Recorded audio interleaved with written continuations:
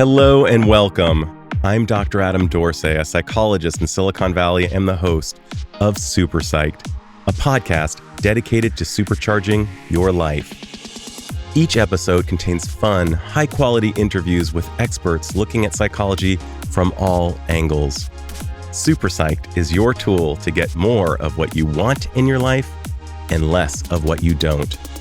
Parenting a teen is a hard job. I know it sounds like I'm being Captain Obvious here, but it can be scary because what we do and what we don't do have implications, and there is so much to learn. A good example is that we don't want our children to experience pain. Yet we also know that being a helicopter parent, or a new term, being a snowplow parent, can have serious negative side effects. When I learned about Cynthia Muchnick and her outstanding book, co-authored by Jen Bowie Curtis, I knew I had to learn from her. The book is called The Parent Compass: Navigating Your Teen's Wellness and Academic Journey in Today's Competitive World. I loved the book and was not alone. Deirdre Fitzpatrick, anchor of an NBC affiliate station in Sacramento, said, "It's my new parenting Bible." I think Deirdre is on to something. So listen in as Cindy and I talk about parenting teens. Cynthia Muchnick, who has asked me to call her Cindy, welcome to SuperPsyched. Thank you. I'm so happy to be here and meet you. I loved your book, and I listen to a lot of parenting books. I love them all. I particularly loved The Parent Compass. I think that this is required reading for all parents. And what I love about it is it's empowering to both parties. If you follow the guidelines within the book, the children will feel more powerful and the parents will also feel more powerful. Some of the things actually kind of may even run against our natural inclinations. And you basically have written a guide for us to check ourselves before we wreck ourselves and our children in the process. Two of the big themes that we're probably going to be talking about are noticing what your children can do and empowering them to do those things, and perhaps leaning back and not intervening in other areas. So let's just talk about some of the things that perhaps parents unwittingly do that caused you to write this book. Well, yeah, I think you summarized it right there. I really appreciate your close reading of it. And that's really the elevator pitch, I guess, for the book. But honestly, what the book began as, Adam, was really a parenting etiquette book. How to behave as a parent of a tween and teen, because we felt that the behavior of parents had really gone off the rails. And what sparked the idea of the book was back in March of 2019, when the college admissions scandal kind of rocked our headlines and parents were breaking the law and cheating and faking their kids' resumes and going to jail over trying to get their kids into what they thought were special colleges that would somehow change their kids' lives, but really more just change the parents' status in some way. It was very odd. And so I called a colleague, Jen Curtis, who is my co-author. And I said to Jen, my God, these parents are out of control. It was sort of like watching the OJ car chase go on the screens back 10 years before that. And now this was watching kind of the next 10 years of what parents are resorting to. And I said, somebody needs to get these parents in line. And I want to write a book on it, but I need to write it with someone who has also a psychology background. And at the time, I did not realize that Jen, who was a fellow educational consultant, she has her master's in social work and had background in that vocabulary. So the two of us joined forces and we decided to kind of save the parents, save the kids, and teach parents really what their role was, with two goals in mind. One was to preserve the mental health of their teens and to preserve their relationship with their teens, which was deteriorating significantly, especially across our headlines when parents are essentially telling their kids, you're not good enough. And so I need to intervene and fix it and change it and cheat the system to try to do better for you. And it just was sending all the wrong messages. So the book was born out of this horrible parenting behavior. And we've probably talked about at the beginning of the book, some of these terms you and I chatted offline about: helicopter parents, militaristic parents, snowplow parents, parents who are doing things to hover in a way that is really micromanaging and really inappropriate, actually, in young, growing kids who can do a lot of these things themselves and don't need us to hover and fix and repair every single thing along the way, or they won't get these essential skills like self-advocacy, resilience, all the things with grit, all the things we hear about that we want them to have. They won't have if we're doing it all. So I just tell parents, and Jen tells parents in the books, to take a step back. And it is your kid's turn to be the teenager. We had our turn, and now it's their turn to make those mistakes and to let them fail and to be there for them, but not to manage every tiny piece of their lives. I think this is so important that you've identified it and you're addressing it, because our inclinations are to snowplow. I don't want my children to suffer. I've suffered and I don't want them to suffer. And yet you and I both know that there is a blessing of a skinned knee, as that great book by Wendy Mogul teaches us.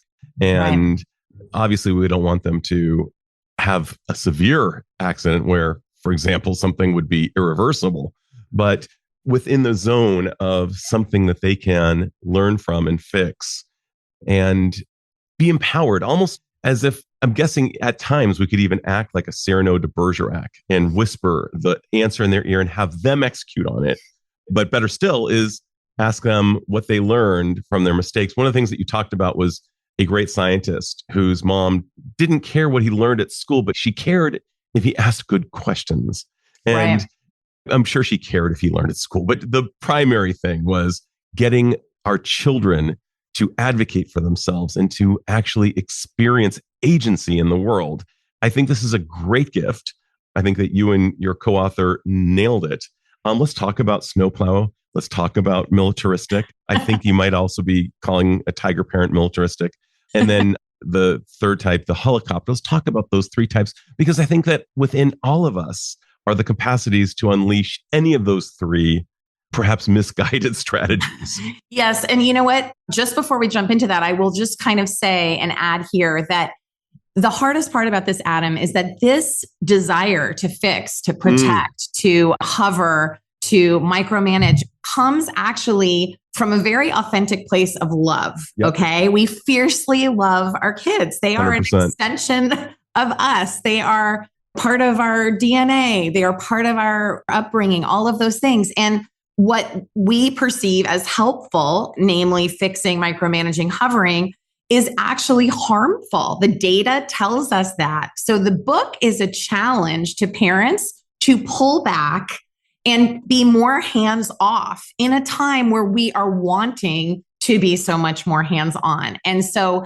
it's hard to break away for those first many years leading until middle school. We're driving them, we're feeding them, we're clothing them, we're signing them up for things. We're doing all that stuff because that is our job. But then somewhere around middle school, they start to need to break away. And that is so healthy.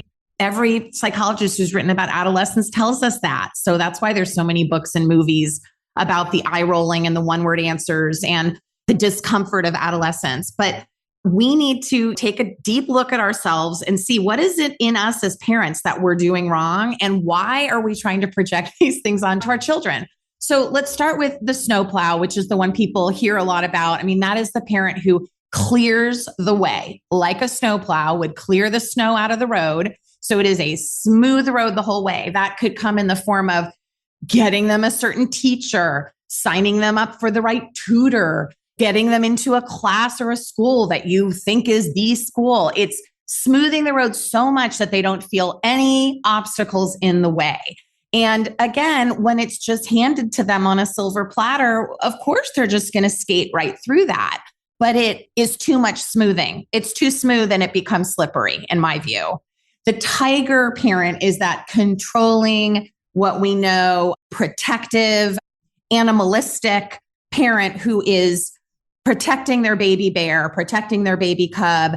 And they are, in essence, dictating what is kind of going on in the kids' lives in a way that, again, is them living vicariously through, but trying to almost be the teenager and put themselves in the place of the teen, which again, let's back off a little and get a better look. And there's some great books written about the tiger parenting.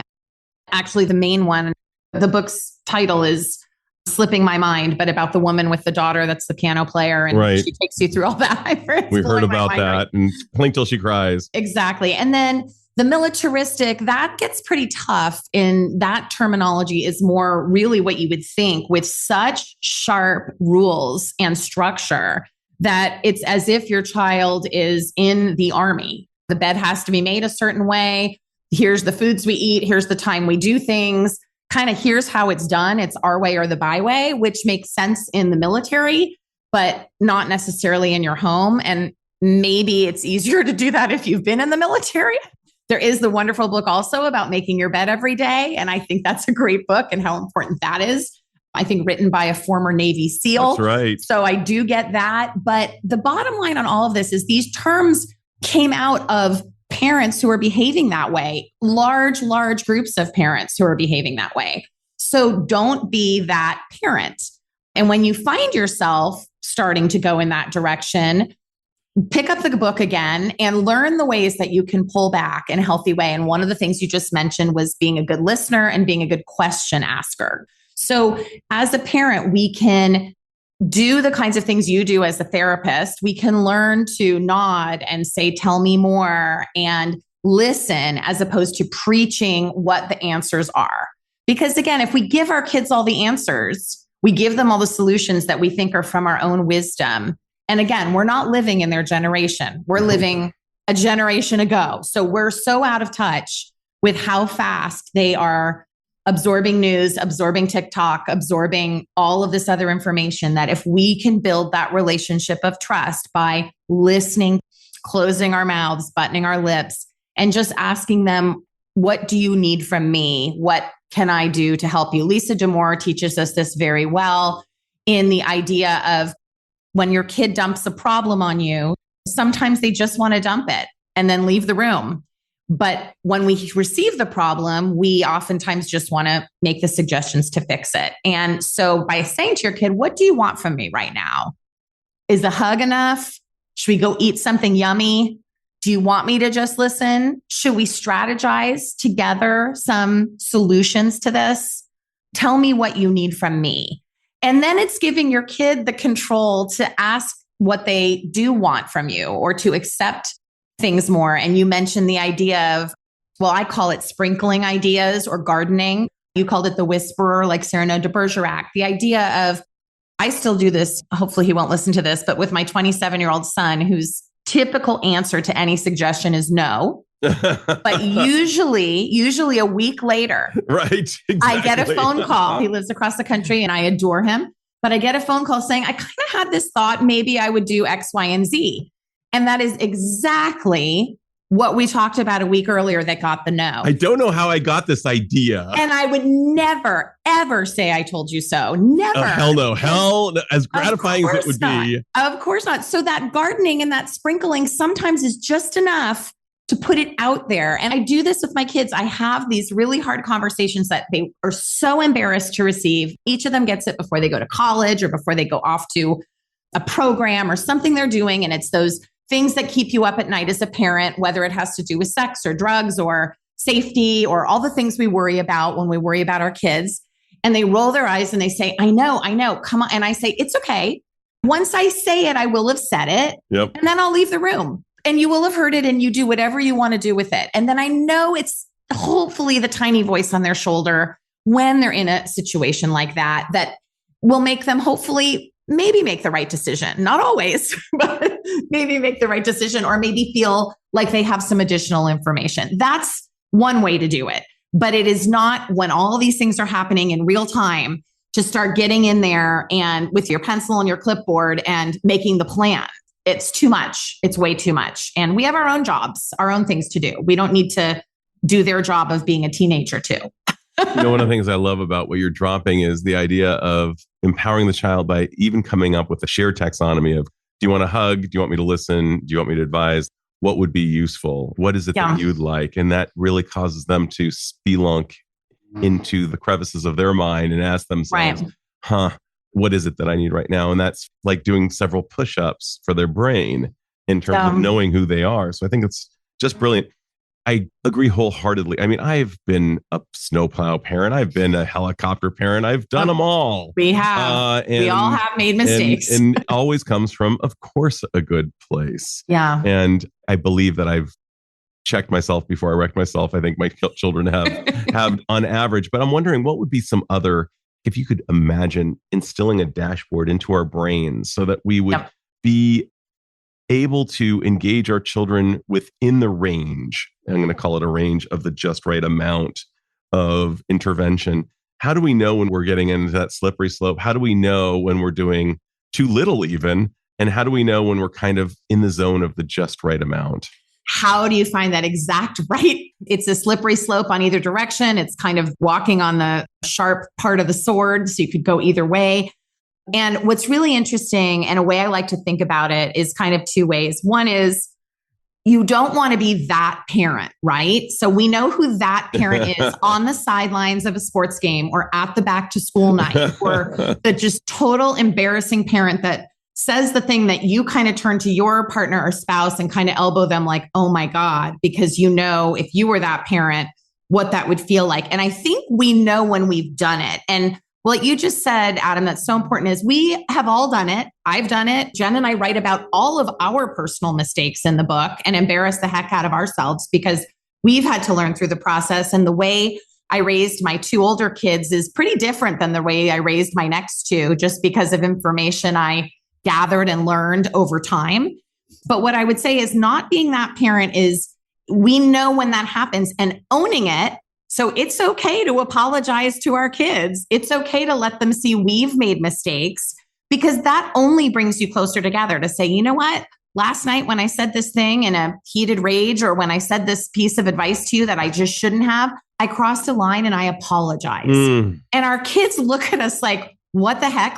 Am I being punked? So just the way we'd want them to hopefully own things at some point. And sometimes they don't own things till many, many, many years later. When you get that Mother's Day or Father's Day or birthday card saying, sorry about the time, blah, blah, blah. I now get it, or whatever it is. You don't always get it, but sometimes you hear them realizing their own mistakes. But that's sort of one way. But the second way that you can do it is there was an amazing exercise that my kids' former school did on a back to school night. And I wish every school would do this. They handed out a Post-it to every student. And they said, write on this Post-it what you wish your parents knew about you, or about how you're feeling, or about how your experience is going in high school, what you wish they knew that they don't know. And they took every Post-it and covered the wall of the community room with the Post-its written by every student. No one put their names. They just put their comment. And as you read these Post-its, it was heartbreaking and eye-opening and so revealing, because our kids just want us to see them. And in order to see them and appreciate them for whatever kind of student they are, whatever kind of interests they have, our job is to take an interest and let them teach us the things that excite them, and the things that make them tick, and the things that hurt them, and the things that, you know, the rose, the bud, and the thorn, whatever those things are in their day. And the best way, honestly, I think we can do that, if you want to put it across your forehead, is to ask good questions and be a good listener. And you are professionally trained to do that, Adam. And I'm sure you haven't always done it maybe as a parent, but you do it better than most because it's part of what you've learned. And many parents haven't learned that. So we devote an entire chapter to listening and an entire chapter to asking good questions. And good questions are not the moment your kid gets in the car, how was your day at school, or how did you do on the test? Anything that you can measure, anything that's a specific, can get you a yes or no answer is not the right question. It's finding the right moment to ask the open-ended questions that are more creative, that are a little more open-ended, and that are at the right time when your child needs to decompress first from a day filled with stress and holding things in and all the other things that come with being a teenager every day. So I do think those are really the two most important things that we can put across our forehead of what we need to do. And then I guess the other piece would just be being interested in what does make them tick. So I have a son who loves fantasy football. I don't know much about football teams. I don't know much about who goes on the teams and what they do, but I make sure to ask him, how is his team doing and who's winning and what's going on. And that is when I get a lot of talk out of him. Now that he's away at college, I get more talk out of him when I send a photo of the dog in the text. That's how I wake him up to reply, because he's, not as big a talker.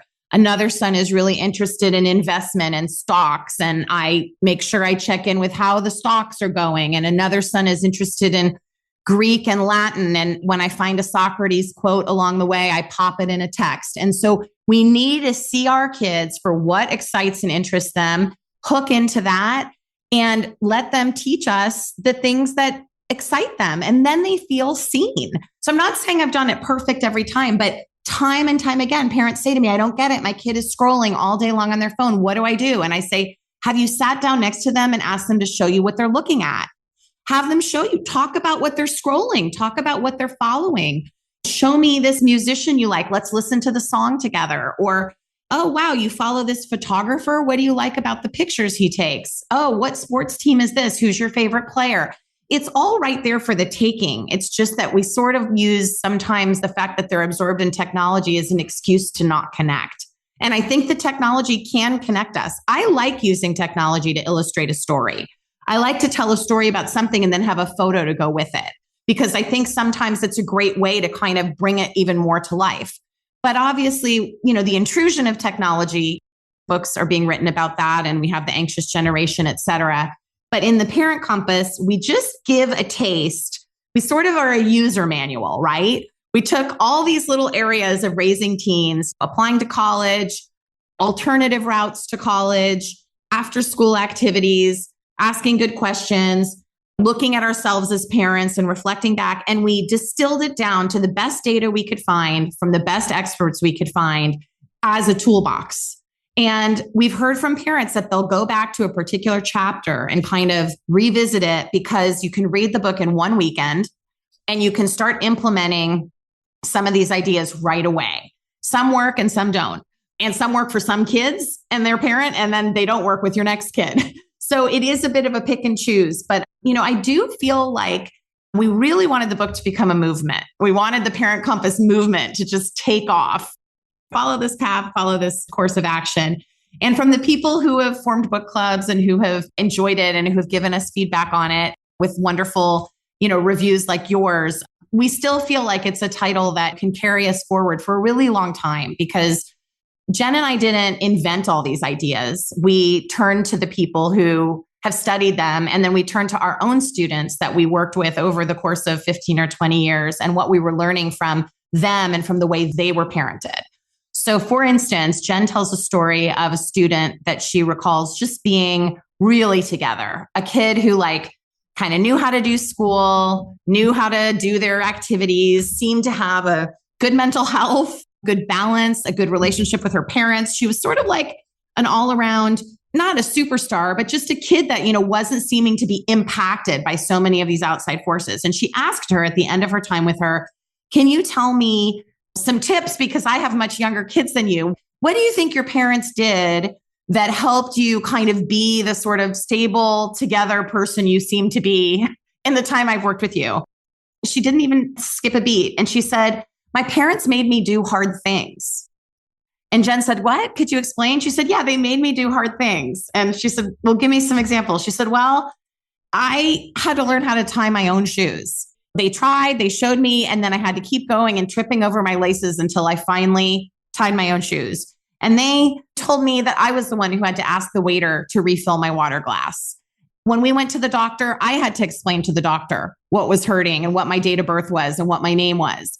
And they supported me, but they made me stronger by not doing those things for me. And it was really this mirror held up to what we're saying in the Parent Compass, which is, if we give our kids agency and the opportunity to kind of carve their own path and hit the walls that they hit, but then bounce back from them and move in new directions, it doesn't mean we're not there to support them. We're there as a sounding board. We're there as a consultant, but they feel this sense of accomplishment and pride because they did it. And who doesn't like that feeling? We love that feeling as adults when we figure out how to finish the project or network with people or do what we need to do it, whatever it may be. So I just love that story. And I love thinking about that kid. And that was a kid who also happened to be an athlete. She'd been a swimmer for a really long time. And she told her parents, I think her sophomore or junior year, she was done. She just had burnt out of the sport. She wasn't happy with it. She was going to try to swim in college, but it just was too much. And her parents said, okay, find something else. And honestly, I've been with parents who are like, absolutely not. We've invested way too much. We're so close to the finish line. That's not happening. Whose life is it? Whose life is it? So it's been a really interesting self-reflection for me too, as a parent, as I watch my kids become young adults and I see some of the mistakes I made that have played out. And then I see some of the things where I'm like, oh, I think my husband and I, we did a pretty good job there on that part. Not all the time, but we're only as good as what we learned from our last child, because you're always throwing curveballs, even though you think you might know the answers. As I hear you kind of sharing this kind of parental knowledge, it also reflects on the children. You're talking about the process of parenting rather than just the outcomes. And so much of the book relates to process over outcome. And I think that's a very important thing. And it goes both ways. It's as we parent, we reflect on our good decisions and our bad decisions, and we get smarter as a result of either form if we review them well, and we can cause our children to do the same thing. I think this book is a gift. It reads very fast. It reads very well. It kind of actually took a hold of me almost like a movie would. Interestingly, you wouldn't think of that from a parenting book. It just kind of seized me in a good way. And so I heartily endorse it. For the final question, just for the sake of time, if you had the power to confer upon all humanity one insight or skill that would dramatically improve the lives of the individual, but since we're all connected, the people around that individual as well, what insight or skill would that be? And how do you imagine it would affect the individual as well as those around that individual? We've covered a few of them already that I think are good nuggets, Adam. Well, first of all, thank you for seeing the book and really appreciating the book, because I would like to just take you with me to every interview I have, because you get it, you understand it, you appreciate it. And you're obviously also very good at what you do and kind of distilling and taking someone's response and then giving it back in an even better way. So thank you for helping me in my articulation of things and in my storytelling. And I would say one of our favorite quotes of the book, but we sort of mentioned it, was to like see and appreciate the child you have in front of you and not the one that you're trying to inauthentically create. And I think what I would add to that is just the idea. So we're not creating these people. They are people with their own interests and their own direction and their own passions and joys and sorrows and ideas, and to see and appreciate them for who they are. But I think that goes one step further, which really is echoed in the final chapter of the book, which is understanding that not every kid who finishes high school is going to college. It is not that endpoint that we're all shooting for, okay? Even though a generation ago would be like, fill out the papers, college is next, that's what's going on. We devote an entire chapter to every alternative route. And nowadays, and certainly since COVID, gap years are a big deal, a big thing to help prevent burnout, to help kids kind of just get a break from the academic grind that they might have been in, or just to bloom and blossom if they matured a little bit later.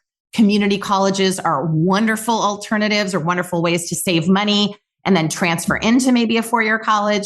Certainly the military is an option, going right into the workforce, internships, jobs. College dropouts, I know in the Bay Area get kind of a terminology as like almost like, wow, you're a dropout to go do a startup or something of that nature. But I don't mean it so much in that way as much as beauty school, trade school. There's so many other paths. And I love when parents celebrate their kid who is learning to be an electrician, or their kid who is learning to be a plumber, or their kid who is learning to take care of horses and shoe horses.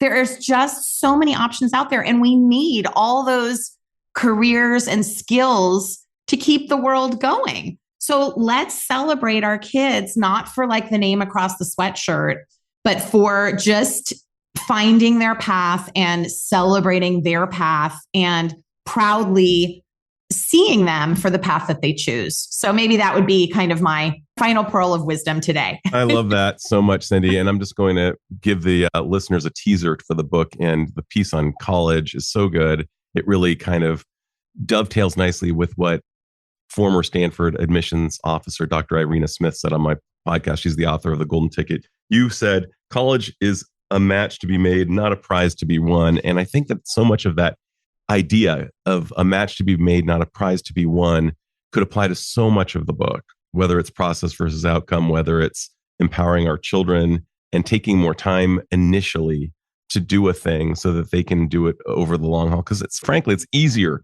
to do things for our children rather than to teach them. But we actually save a lot of time in the long run, and we create more empowered children over the long haul. So there are a lot of things that kind of in our default programming that goes against us, and so many things that you reveal within this book that will help us override our perhaps innate and perhaps misguided programming. So thank you so much for sharing your wisdom on this podcast. My listeners and I have benefited, and can't wait to see what's next, Cindy. Thank you so much, Adam. And I love the good work you continue to do. And it's such an honor to be your guest. And Adam, I'm going to take a lot of those quotes you said about our book, and I'm going to start splashing them all over our website and our social media. So I really appreciate your support of the book and our message and the important work you continue to do to help families. Oh, thanks so much. Been a blast. This is Dr. Adam Dorsay thanking you for listening to SuperPsyched. If you know anyone who might like it or who might benefit from listening, share it.